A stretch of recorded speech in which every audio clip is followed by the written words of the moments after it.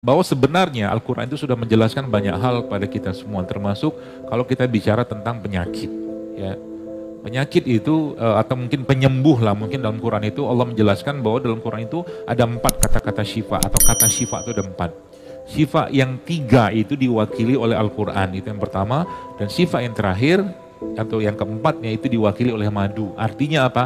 70% penyakitnya manusia itu lebih dominan urusannya itu bukan dengan fisik gitu loh, mungkin bahasa kita.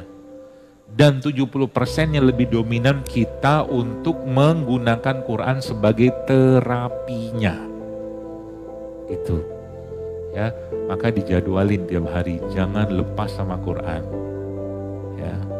Berapapun Anda baca, terserahlah. Pokoknya jangan pernah putus tidak baca Quran. Tak sehalaman, 1 ayat pun tidak apa-apa. Apalagi ayat-ayat atau surat-surat tertentu yang memang punya efek menguatkan jiwa kita, ya, atau mungkin kita sebut dengan surat-surat atau ayat-ayat ruqyah. Contoh Al-Baqarah.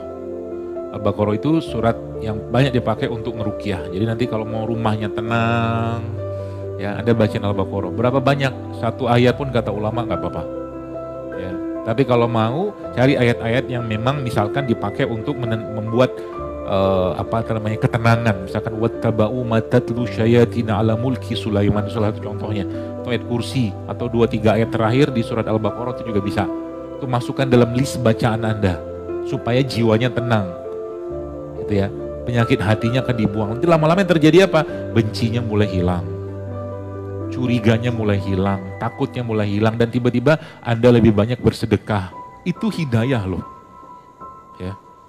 Dia banyak tolong orang, bantu orang, tidak sibuk lagi dengan ngurusin diri sendiri. Sudah mulai berpikir kemaslahatan umat. Itu baru sudah masuk ke fase berikutnya. Ya, sehingga ilmu, harta, rezeki yang Allah berikan itu menjadikan kita lebih tenang, lebih baik, lebih bahagia. Ya, maka ada istilah itu jangan lupa bahagia. Dan cara mudah bahagia itu sebenarnya dalam Islam adalah perbaiki hubungan dengan Allah.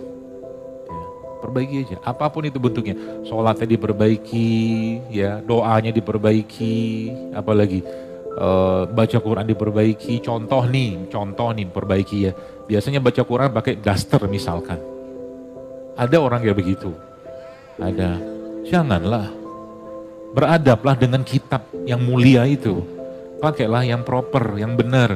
Tajilbab, tamu kena, pakai berwudu dulu, itu namanya adab. Misalkan di rumah, misalkan ibu-ibu yang sholat, ya, beradab lebih baik dengan Allah dengan cara apa? Wudu yang benar, habis wudu Anda bersiwak misalkan, karena Rasul menjelaskan bahwa Allah mencintai orang-orang yang bersiwak. Contoh, pakai wangi-wangian di rumah ya, baru sholat, apa-apa, bagus.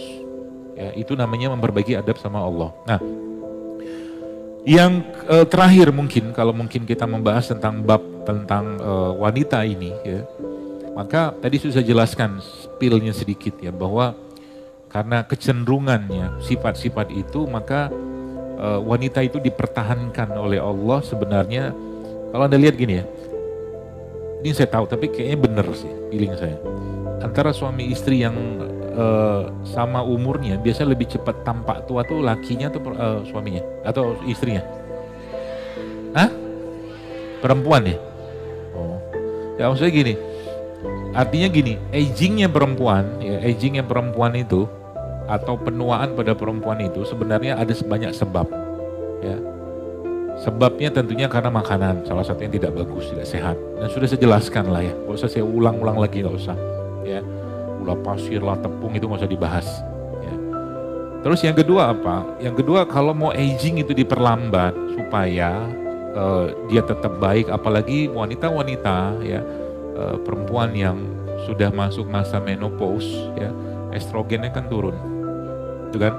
Estrogen turun maka otomatis jantungnya tidak terlalu kuat lagi, karena estrogen itu menjaga elastisitas jantung, menguatkan tulang.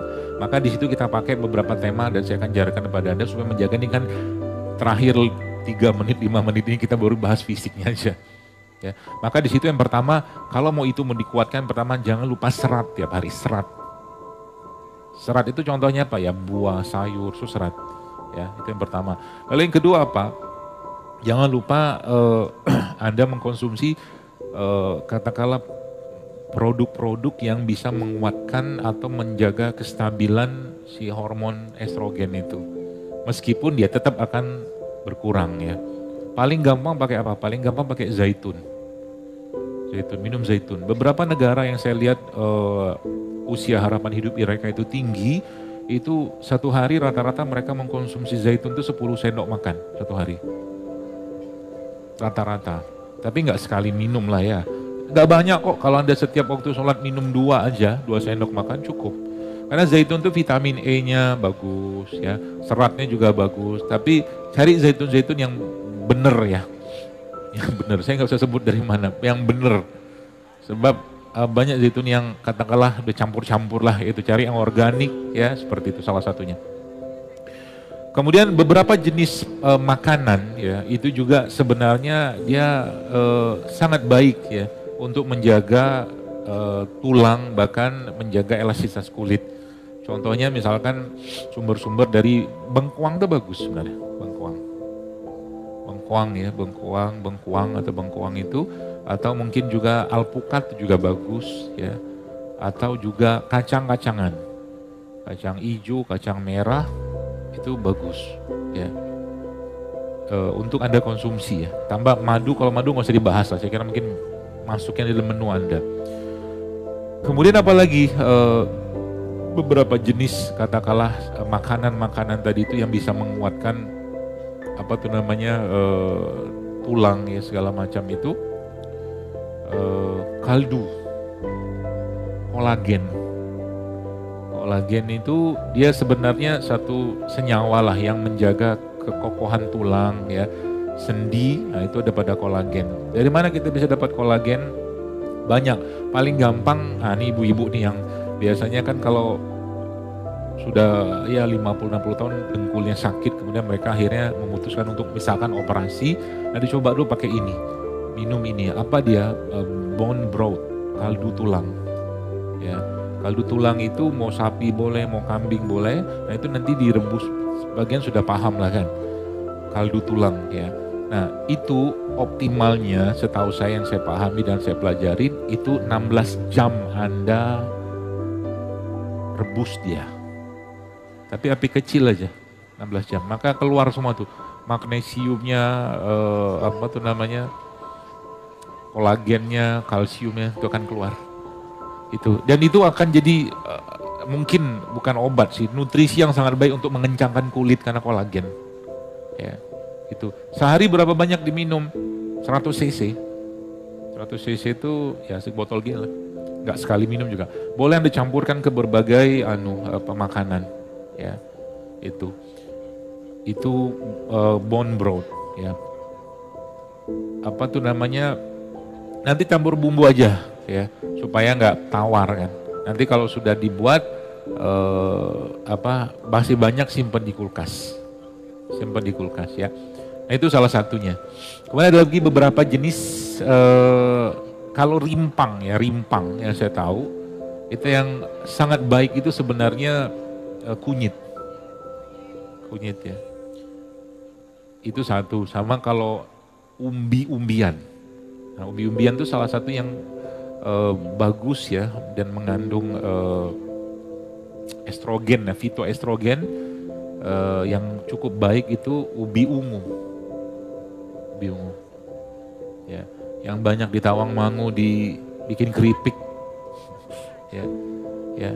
Padahal itu sebenarnya kalau Anda baca di Okinawa di Jepang ya, di Jepang itu salah satu rahasia mereka panjang umur ya, umurnya panjang. Terus ada satu video dokumenter saya lihat itu, nenek-nenek umur 80-90 tahun masih bisa masukin benang ke jarum tanpa kacamata. Gitu.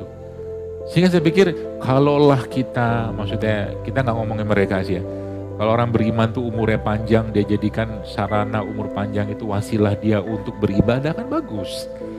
Gitu. Itu salah satu kebahagiaan dan nikmat dari Allah. Dengan cara apa ya, kita jadikan hari-hari itu bukan hari-hari yang meneratapi diri gitu ya. Masya Allah, jadi umur 80, 70 tahun, 90 tahun masih bisa pergi haji, umroh tanpa kursi roda misalnya, Masya Allah kan. Itu beberapa sekalian ya, mudah-mudahan bisa Paham? Dan banyak lagi sebenarnya yang lain, ya, banyak lagi. Tapi saya kira mungkin cukup karena sudah jam 11 ya. Saya kira mungkin apa yang saya sampaikan mudah-mudahan bisa Anda amalkan, ya, sehingga Anda menjadi, atau kita semualah menjadi hamba Allah yang lebih baik, yang muslimah yang lebih baik, ya. Dan mudah-mudahan apapun doa Anda tadi Allah kabulkan semua, ya. Apapun hajat Anda, Allah lipat gandakan kebaikan untuk Anda dari keikhlasan Anda tadi, dan semoga Allah ganti dengan rezeki yang lebih berlimpah.